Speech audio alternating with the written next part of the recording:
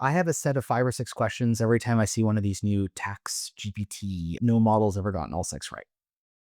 And these are fairly standard questions that clients have asked me over the last year that I store on a sticky note. And no, I'm not telling you guys all of my sample questions. I'll tell you one of them. There is so much nuance here that requires experts who are learned and have a gut impulse for when something feels wrong. It's about putting your accountants as close to the data as possible, interpreted through one of these models in a way that makes it easy for them to actually interpret.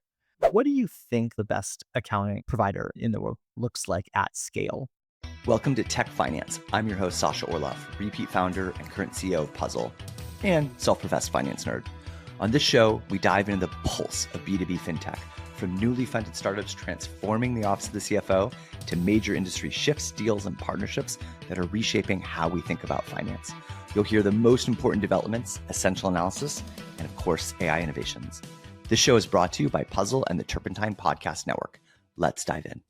Welcome to Tech Finance by Turpentine, which is part of the A16Z Podcast Network. This show is for founders and finance teams where we uncover people, stories, strategies, helping shape the future of finance and accounting. And as everyone knows, one of my favorite things is people who recently raised money, because that's something exciting going off.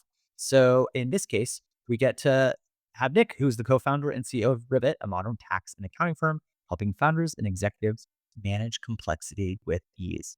They just raised capital from some of my favorite people in the world, Seuss and XYZ, along with Haystack and a dozen other angels. So I'm excited to get to share his story with you and how you quickly landed 600 category defining companies, including Cursor, one of our favorite companies here at Puzzle that we use ourselves. All right, Nick, welcome to the show. Sasha, great to see you. Thanks for having me. It's really cool to be on. Yeah, let's do this. All right. For somebody just hearing about Rivet for the first time, what do you do and who do you serve? Rivet is your modern tax prep firm. We're built from the ground up for founders, finance teams, and individuals who expect more from their service providers. We do both corporate and personal income tax, R&D credits, bookkeeping, CFO advisory work, audit defense, anything you'd go to your standard top 500 accounting firm for, we can do for you. With 30 Big Four accountants on the team and our own in-house platform that supports the practice and lets us do our jobs effectively. We launched formally last January. Today, we work with 600 plus of some of the most ambitious founders and their companies in the world. Cursor, Cognition, ModRetro, Bezel, dozens of top executives at Ramp, where I used to work, have chosen to work with us. It's been a really fun ride and lots to go from here. What do you view as the key selling point? What was missing in the market? So there are hundreds of thousands of tax preparers in the country, both domestically and internationally. All of them can complete a tax return. They may not do it quickly, they may not do it responsively, they may not necessarily do it correctly, but they can complete a tax return and show it to you. When we spoke to prospects, and when we continue to speak to prospects, what we hear over and over is that it is impossible to get a hold of your accountant. When you get a hold of them, they have no idea who you are, even though you've been a client of theirs for 6 years. The portals they send you to upload documents look like they were designed in 1930. Their teams churn every year. So you have a new person working on your return every year who has no idea who you are, who starts from scratch. And of course, the prices go up 20% a year, every year without fail, for the same process, the same product, the same PDF. It's not a great experience, right? And we think we can do it better, right? So most of these firms are built on the same stack, built by one of 3 or 4 companies that stitched together a bunch of desperate tools that they've either acquired or rolled up or built in-house over the years. This is, Thomson Reuters, Wolters Kluwer's, these large multi-billion-dollar companies. And we've built Rivet in-house, right? We run on our own stack. We have a team, an engineering team of 5 today, whose only job it is to build tools for us. And so it allows us to offer the same service that all these other firms do, but more responsibly, more efficiently, more delightfully in a way that our clients have really fallen in love with. Who would you say is like somebody that's really well served with Rivet and maybe somebody who might not be, who's not? Yeah. There's a large percentage of the US that should not use a firm like ours, right? Think of your standard employee at a company, right? Maybe they file married, maybe it's a couple, they're married. Each of them work at a company, they get a W-2, they get a Robinhood 1099, maybe they do a little bit of crypto trading on Coinbase. There's no optimization to do for somebody like this, right? There's really nothing to recommend beyond making sure they input their charitable deductions, making sure that they're itemizing if they should be with their mortgage interest. That software can't do today. And there's some really great companies in the space that are pioneering a lot of this work from a tech first, AI first lens. Column Tax has done great work here, right? They're embedded in a bunch of different platforms. It's free to use. It's just software. There's no people involved on the back end. It's just a rule engine. And for very simple stuff, that works great, right? For those people, spending $1,000 a year plus on tax prep doesn't make any financial sense. They're not going to save any money. They're not going to really get anything out of it beyond I'll do the data entry for them. Anytime your life gets more complex on the personal side, you get K1s. You're doing, hundreds of crypto transactions a year on Hyperliquid and crazy DEX platforms. You're getting K1s from venture investments you've made. You're starting your own business. Maybe you have your own entity floating around. At least on the personal side, you have swum way past the point where you should be doing this yourself, right? The US tax code is not simple. And we learn things every day when we do returns. There is no world where if any of those things are true, you should be doing your own return. And that's just on the personal side. On the corporate side, and frankly, most of our business is corporate these days, there is no world where a founder should be doing their own corporate income tax return. I'm sorry. And 1120 is not something a founder should be DIYing for the first time. It is not simple. The penalties can be in the tens, if not hundreds of thousands of dollars if you do it incorrectly. You can miss out on your R&D credits. Well, it's a learned skill, and it should be done by a credentialed professional who's been doing this for a decade. And so who are we not for? For the people who should be doing their own, right? Simple, straightforward, best served by something like Free Tax USA or Column. Anything more complex, you should have a human supporting you and making sure it's done right. So one of the things you mentioned on the website is you're rebuilding everything, the portals, the workflows, the stack. Tell me a little bit more about where you see the interplay between human services, software, and AI. Yeah. There needs to be a human in the loop no matter what. You can't, we call it the neck to choke.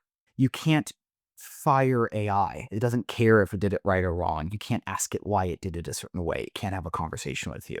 And if you correct it, it'll go, "You're right. I'm really sorry. You are correct. That is the right way of doing it." And that's not tenable for multi-billion-dollar companies who need a paper trail and an audit log of why certain things were done a certain way. There's no accountability.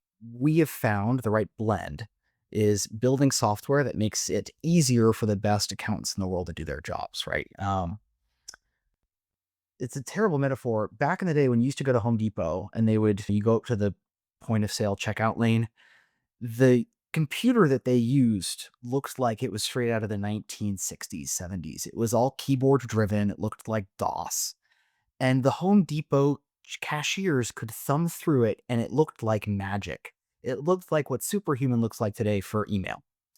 They were the best at their jobs, and the software was designed to make them the most efficient at their job as possible. We hope the Rivet app is like that for our accountants, right? They should not be spending time organizing PDFs into folders. They should not be spending time thumbing through 85 different tickets, trying to figure out where the question was asked and what they need to answer. They should not be doing data entry of EINs and W-2 information into tax software. That's the part that should be automated. That's the part that software does best. Organization, collation, memory, remembering. The part that it does not do best is the reasoning and the risk judgment and the conversations with clients explaining to them why something is treated a certain way, right? That's the part you can't replace. That's where we're really investing in our team and making sure we have the best professionals in the world. That's I think the right blend. And AI empowers all of those workflows. Some of them are not AI powered. A tool that reminds an accountant to email a client on a certain day does not need to be AI powered. That's okay. That's fine. The parts that are some of our OCR tooling, right, or some of our internal context gathering agents that will look for certain bits of information about a client across all the corpus of data they sent us.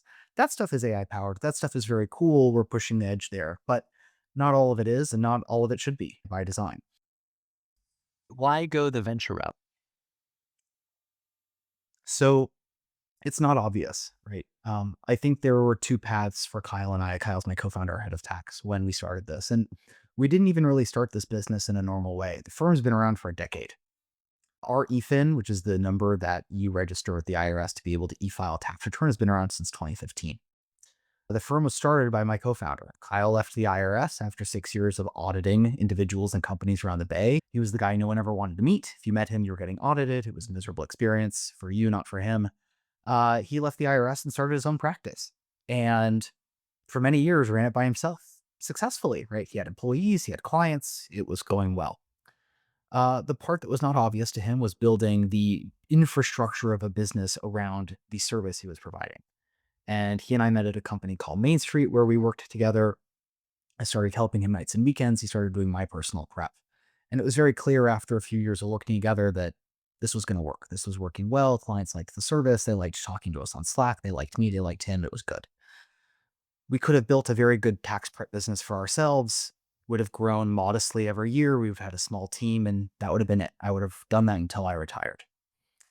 But both of us saw a larger opportunity to build software around our service rather than just relying on off-the-shelf tooling. And we saw an opportunity to grow this firm a lot faster than two people with no funding can. Venture capital is an amazing financial instrument. It's flexible. It comes with amazing partners that love to help and introduce you to people and support you and introduce you to great bookkeeping and accounting partners like Puzzle. We share a couple investors. They've been XYZ's been great to us. And so it was, the combination of opportunity and access that made it obvious for us to raise. And we wouldn't have been able to do anything we've done today without them and the other investors on our cap table. So you've known Kyle for a while. You sort of worked together. What was the aha moment that sort of said, we should do this full time? The aha moment was when we had sold more revenue that we could reasonably service nights and weekends for this upcoming tax season. Tax sells in a very fun cycle, right? You talk to prospects July, August, September, October, November, December, January, and then the work really starts February 1st. And so there's maybe a 7-8 month run up where you can kind of start guessing at how much work you're going to have that upcoming season. We were rolling into our 2025 calendar year, 2024 tax season. We think a year behind. Most tax accountants think it's the year behind because I've been looking at 2024 tax returns for the last 9 months. Nothing is in real time for me.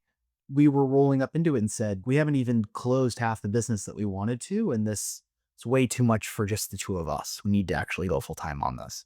So that part was obvious. And that structure allows us to do really interesting things around when we onboard clients or when we hire. We don't do capacity planning like most firms. Most firms will say, well, we have 6 people right now. It's August. We can only sell X more returns because we only have 6 people today. And that's it. That's all that they'll sell, and they'll shut the clock down afterwards. If you want to work with them, too bad, we're full out. We don't sell that way. We sell as much business as we can. And as we sell, we hire in parallel for the returns that we're selling based on the projections of, you can tell month over month how things are going. And most tax returns aren't due until October. And so as long as you know ahead of time when somebody is going to sign up with you and, how sales are going and how, growth is going, you can almost hire in real time for your own needs as things get to a certain scale. And so, it's been a ride. It's definitely been a ride. Okay, so you guys meet, you start working together, you're selling demand, you're like, oh my God, this is a thing. What was the moment in which you then sort of said, let's do this? You're now selling ahead. What's the moment in which you decide to raise venture capital? Right away, same time? Same time, right? I left Ramp late December of 2023, and we had closed a round by sort of mid-January, a couple weeks later. Definitely a blessing, right? Most founders don't get to say that. I started my career in venture and tech, right? I worked at Product Hunt. I worked at AngelList. I was a venture capitalist for a few years. We did not have to do a roadshow, right? We reached out to a handful of funds that I knew a partner there directly that I'd worked with in the past, that I trusted to be a good steward of our business, and said, here's what we're thinking of working on. Let us know if you're interested in working with us. And we were lucky that Chauncey at XYZ jumped and said, yes, we want to work with you. It was hand in hand because the business grows differently, it hires differently with or without venture, and both of us saw a really big opportunity to go after it. Nice. Hey, we'll get back to the conversation in a moment after a word from our sponsors. All right. One of my favorite tools that I use and we use is Notion. Notion is used by thousands of startups around the world as their connected workspace for everything from engineering specs to new hire onboarding to fundraising. Notion has a special offer for listeners. 6 months of free Notion with unlimited AI, value of over $6,000. So you can access the limitless power of AI right inside of Notion to build and scale your company and team with one tool. Get 6 months free of Notion with unlimited AI, along with custom templates when you apply for notion.com/startups/puzzle. Once again, that's notion.com/startups/puzzle. Go for it. There's a shift happening today in accounting. Startups aren't just building products faster, they're rethinking how they run their business too. Accounting shouldn't be stuck in the past. Puzzle is leading a new movement with an AI-first ledger, built for speed, automation, and real-time decision-making. No more waiting for month end, no more manual reconciliations, just financials that keep up with you. The future of accounting isn't spreadsheets, it's AI-driven, intuitive, and built for the next generation of companies. Join the movement today at puzzle.io and take control of your future. Or so you have this virtual vision. Anything change? Anything change, or what was one of the biggest surprises from sort of day one to today? Yeah, it's a really good question. We obviously raised our seed round recently, and I was looking at our pre-seed memo, and it was so funny to me how much of it was identical, right? We said, we are going to build the best tech-enabled tax prep business in the country. I think we have, or at least we're getting close, right? We're working very hard towards getting there. We are going to hire amazing tax practitioners. We've done that. We're going to hire great engineers. We're going to build all these cool automations. We've done all of that. The one part that totally threw me for a loop was where the practitioners are in the world. So when we started this, I thought we were going to be a made in USA, made in America tax prep firm. And you read online all the negative articles about private equity and offshoring, and you say, wow, well, we're not going to do that. Why would we do that? All these negative articles about how terrible it is. We're not going to do that. We're going to hire only in US, right? We'll be remote, sure, but only in the US. And we started interviewing in the US a couple months in, right? We needed a new tax preparer. Let's go interview some corporate tax preparers out of Deloitte, EY, and PwC. The domestic preparers that we interviewed, we did not just interview a few, we interviewed dozens, do not know how to do this job. Talk to them. Hey, are you using Drake? Are you using Go systems to prepare returns? They go, oh, of course not. So what's your job? Your title is corporate tax manager. You work for Deloitte. You live in Austin, Texas. What do you do all day? Well, I take the client out to lunch. I have lunch with them, get the business, collect all the materials from them, talk to them a little bit. And then I put it all in a big zip file and I send it to our team in India. And the team in India does all the work. They get in to do a PDF. They ask me any questions. I work with them a little bit. And then we show it to the client. I said, okay, so you aren't touching the software at all. They go, oh no, we don't do that. Which is broken if you're going to build a made in USA tax prep firm with only preparers who do not know how to actually prepare a tax return in the software from scratch. And so we started interviewing in India, and we worked with a lovely staffing partner out there. That's boutique firm. We found them through our network, and the quality of preparers and professionals in India has blown us away time and time again. Ankit was our first that we hired out there, sort of the Rivet tax of India team. And the team out there has since grown to 20 plus today, and we have another, I think, 15 open roles right now. The quality, the attention to detail, and they're so excited to get to work for a firm that actually cares about them. I just got off a flight from Vietnam 5 nights ago. We spent a week with them. We flew them all to Vietnam. We did a big offsite post-tax season. One of the managers took me aside and said, I can't believe I'm saying this, but the partner I worked for at Deloitte for 5 years never flew out to visit me, never spent time with me, never went out to dinner with me, never knew my family's name, never asked me what we could be doing better, never asked me to give an input on the software we were using. We just spent 2 days doing feedback. This is the most feedback I've ever given to anybody in the US about the way we do our jobs. And we had a list, said, what do you guys want to change in the product? We wrote all the things down. It's our new, November roadmap. That never happens with these big four firms. And so to be able to find great practitioners, empower them, give them the software they want, and then actually listen to their feedback and to build what they want, it's the easiest job in the world. Are you kidding? Why wouldn't we want to hire internationally? That was the only change. The goal is the same. The way we get there is different.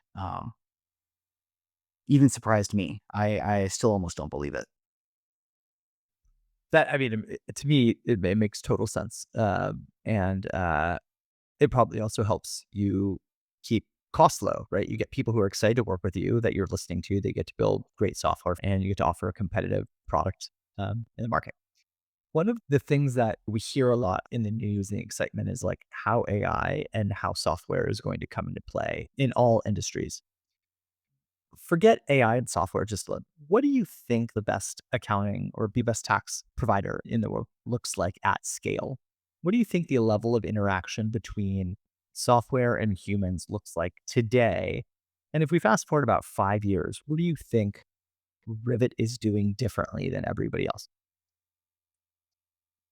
The hardest part of embedding these tools, you can call them a model agent, whatever, is finding the context and feeding it into the engine, whether it's an engine you build yourself or rent from Sam Altman. Most firms are not built in a way where that data lives anywhere cohesive, organized today. So you have 50 preparers working at a firm. All of them have their own inboxes that are not shared.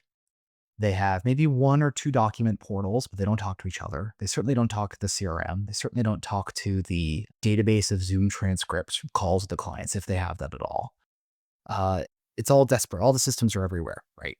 We spend a lot of effort making sure all of our systems talk to each other. Just getting your emails, all the texts you sent me as a client, all the Slack messages and Slack attachments you sent me, all of the Zoom transcripts from our conversations into one place was a material amount of effort. That's the base that we've built this firm on. No other firm that I know of has that. And when you want to talk about what's true in 5 years or true today, I think the way that we work with AI is, the interface that we interact with it through might change, right? We're going to go through a bunch of iterations internally on what our internal tooling looks like. We're going to go through iterations on sort of what our clients get to see out of that. But at the end of the day, right, it's no different today than it will be in 5 years. It's about putting your accountants as close to the data as possible, interpreted through one of these models in a way that makes it easy for them to actually interpret. If I showed you one of the file packets from one of our standard size clients, you would be overwhelmed by the amount of information in there. And it's not reasonable to ask a preparer to look through 85 PDFs to find one number. It's very reasonable to ask AI, hey, what's the EIN of this entity? It can find it for you in about 15 seconds without having to hunt through 85 PDFs. And a preparer would know where to look if they knew where the tax return was in the folder, but there's 85 files in the folder. So you want them to key through 85 PDFs? No, just have the AI look for it, right? Today, that for us looks like a search interface, just like, a ChatGPT window. But in a few years, maybe it's an agent that talks in Slack to the preparers. Maybe it's something that clients can interact with you then. There's a lot more to do in sort of servicing that information in delightful and, efficient ways. But in the meantime, we get to build a foundation that lets the firm run and run pretty efficiently at that. One of the things I imagine that you discover is just how complex it is, like with Kyle's brain and codifying Kyle's brain and creating this really delightful user experience. The world seems to be getting more complex over time. Tax code is complicated. It seems to get more complicated. When we think about companies, we have remote companies, we have in-person companies, we have sort of revenue distribution. If you're an online or a software company, there's equity, there's crypto, there's global hiring. As the world seems to be getting more complicated, not less, how do you think about that future state world and complexity where you're not just providing the services firm, you're also building the software around it? Yeah. I think the important place to draw the line is we build software that makes our human experts better at their jobs. But it still relies on the human expert to understand when they need to go learn more, when they need to research, when they need to go look at a tax law library rather than just relying on their own knowledge, when they should be taking CPE classes to train their brain to know more things rather than just relying on, whatever the software pops out. Um, every tax prep firm lives on top of one of a few tools. Those tools are the ones that actually generate the PDF, right? This can be a Drake tax. This is mostly used by smaller proprietors. It can be something like OIT or Go Systems if you're a much larger provider. We use a handful of them. Everything on top of that is what the firm runs on. Everything on top of that is the software that organizes your firm, who's working on what and when. And we've decided to focus our time on everything but that PDF generator. Each of these companies has hundreds of engineers, thousands of accountants whose job it is to make that calculator run correctly. We rely on their hard work. And in the meantime, we trust great credentialed accountants to know when they need to learn more rather than attempting to replicate their brain in software. Um, that is, I think, a fool's errand. Much easier to just give the people who are already doing the job successfully and effectively tools to make themselves be twice as productive. I don't think we're anywhere close to completely replacing them. Do you think there's a world in which that happens? No, because I don't think there's a world where we're ever going to replace an accountant for all the reasons you've outlined, right? It's complex. It changes forever. I have a set of 5 or 6 questions every time I see one of these new tax GPT. Oh, an accountant, but it's a model and you can talk to it. I ask it the 5 or 6 questions. No model's ever gotten all 6 right. And these are fairly standard questions that clients have asked me over the last year that I store on a sticky note. And no, I'm not telling you guys all of my sample questions. You can go test your own model, see if it gets it right. I'll tell you one of them. Does New York recognize QSBS? The answer is yes, they do as of late 2016 or 17. A lot of the models aren't updated to remember that. Or even if they, in theory, should know the knowledge, they will rely on the overwhelming corpus of data from before that date that says, no, New York does not recognize QSBS. And so we've had to correct clients and tell them, oh, actually, no, that GPT screenshot you sent me is wrong. Tell the model to look again, and then it corrects itself. There is so much nuance here that requires experts who are learned, remember new information from many years of work, and have a gut impulse for when something feels wrong or feels incorrect or feels like they should spend some more time researching or looking into it. That's what we rely on as our sort of final barrier. At the same time, no one's infallible, right? No accountant is perfect, no software is perfect, and the important part is you have multiple layers of review, right? It's the reason that it's not just one accountant working on a return, it's a series of 5. And it works through a series of reviews and checks that you get 5 pairs of eyeballs on every return that goes out the door. That helps too. But in the meantime, there's a lot to build. I'm sure. One of the things I admire is your sort of conviction in what it is you're building and how you're building it. As I sort of just think, kind of speaking out to the founders in there, I imagine there's a lot of pressure from either investors or maybe even your clients about AI. You've been pretty committed on sort of I'm building software, which can include AI. I can build software for the world's best sort of accountants. How do you hold confidence in that position? There's a great Jeff Bezos anecdote, quote, whatever you want to call it, about how they chose to prioritize what they worked on back before flying robots and flying cars and AI and all the rest. It was, what are we working on here? We're going to find a way to make the packages be delivered faster. That's it. That's all we're going to work on. We're going to work on a series of warehouses that lets us deliver a package not in 5 days, but in 3 or 2 or 1. And I'm probably mistelling the story, but my understanding is he said, what about this? What about this thing? He goes, look, in 10 years, people are still going to want their packages delivered a little bit faster. Let's just focus on that. Let's ignore everything else. This is steady. It's not going anywhere. I think the same way about tax prep. The IRS is not going anywhere. As much as Trump wants it to, it's not going anywhere. And so if that is true, and we've bet the company on that hypothesis, then everybody whose return is complex enough to need us is going to want a more responsive, more accurate, more helpful, easier to use, more delightful service accountant. That's all they're going to want. And so if we ignore everything else going on in the world with crypto and politics and prediction markets, whatever, if we can just build that service, more responsive, more delightful, easier to use, more accurate, if we just keep doing that year over year, we're going to be in a very good place. Deloitte has been around for how long? It's many, many years. I don't think they're worried about, oh, is a tax return going to be valuable in a decade? It is. We're going to have to do a tax return in a decade. I'm sorry, guys. It's not going anywhere. So as long as we build what we've done to be better, more efficient, more responsive, we're going to be in a really good spot. What are some of the sort of either client stories or the reasons why people have said, yeah, I'm willing to make the switch? I'll put people into 2 buckets. Bucket 1 is they've had a moderately good experience with their current accountant or they've been DIYing for years. And they're just looking for something either new, slightly cheaper, more interesting, more dynamic. I think the fact that we are venture backed, I think the fact that I don't have, a full head of gray hair is exciting to people. Wow, this person's my age, they're dynamic, they're interesting to talk to.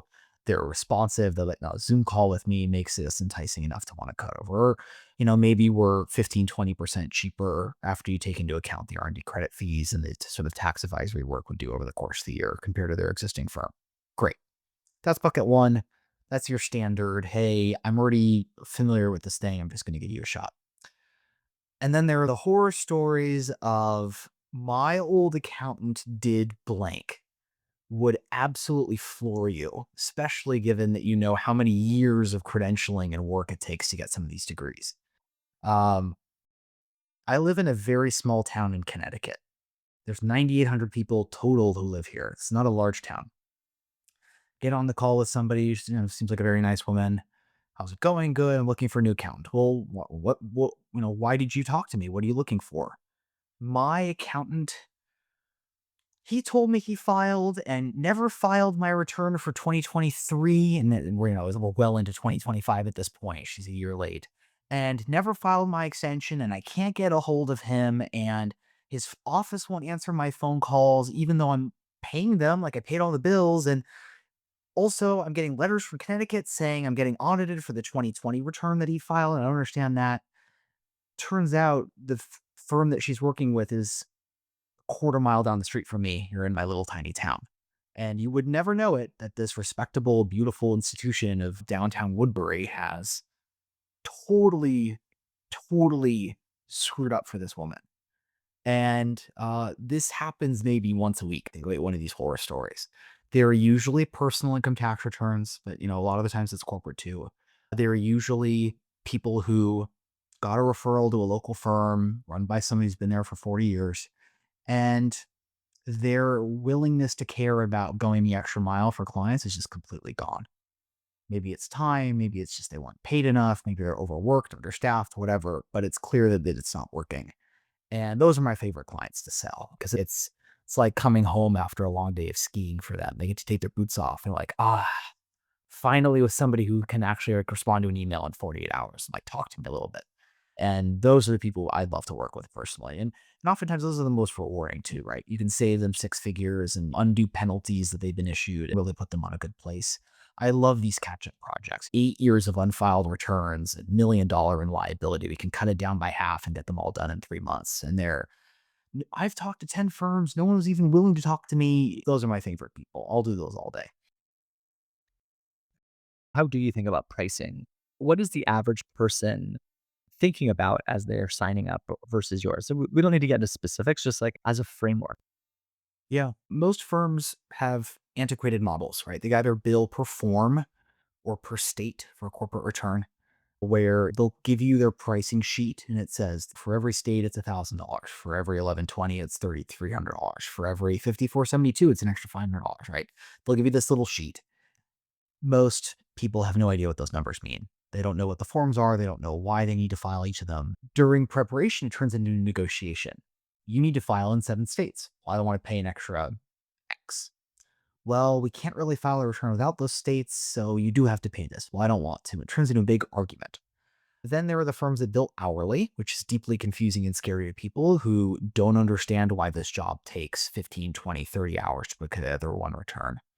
It can't possibly take that long. It's just data entry. How hard can it be, right? They don't understand that we had to spend 3 hours researching their, exotic oil and gas investment that they made. So we've landed on a third model that we think is better. We are absolutely premium service. You can find a cheaper tax preparation suite in every city in the country. At the same time, none of them are as responsive or delightful as we are. None of them offer all you can eat support. None of them offer all you can eat forms, right? We don't bill per form. We don't bill per state. We do the return correctly and we answer your questions and support you throughout the year.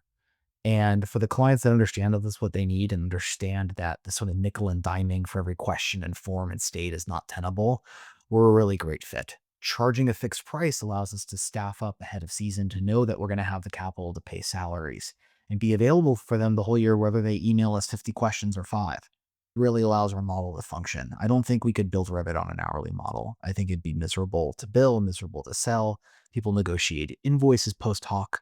This sort of fixed price model has been really productive for us. And, it allows us to build the service our clients want. When you think a little bit about the past 12 months and the next 12 months, what's something that you're the most proud of in the last 12 months? What's something that you're really looking forward to in 2026? most proud of in the last 12 months are some of these horror stories that are no longer horror stories, right? Kyle, my co-founder, former auditor, loves doing audit defenses. We do 3 or 4 a year. Typically clients coming on to Rivet, having worked with another firm, they get audited, they come to us for support. They see former auditor on our website, they get very excited, they want to work with us. One of those clients was looking at, I think it was $3.5 million of tax liability across California and Fed. He had 3 years of unfiled returns, 2 entities associated with that. He had a lot of capital gains, right? This is mostly crypto, NFT trading he was doing through the, highs and lows of the crypto world. And he didn't have the money to pay. And his prior preparers didn't understand what Bitcoin was, didn't know what a stable coin was, definitely didn't know what an NFT was, definitely didn't understand how any of this worked. And he came over us just for prep. And when he saw how much we understood about crypto, he brought his audit defense over as well. It took us about 6 months. It took a shipped butcher box of papers over to the IRS to actually document all this crypto trading correctly, and show them that he had actually not made as much as they thought he did, based on what the IRS's blockchain explorer had told them. Saved his house, right? His house was going to get taken. We saved it. That's the kind of stuff that like geeks me out, right? Yes, if you get a bunch of K1s, we can do your return. We will charge you for it. It will get done. We're happy to do it. But getting to be able to save someone's house, getting to be able to, fix the most embarrassing part of somebody's life that they've been ashamed to tell their friends they haven't filed their tax returns in 5 years, or they're staring at a $30,000 penalty from the IRS because they forgot to file an FBAR and they don't know what to do about that. Like, that's what geeks me out.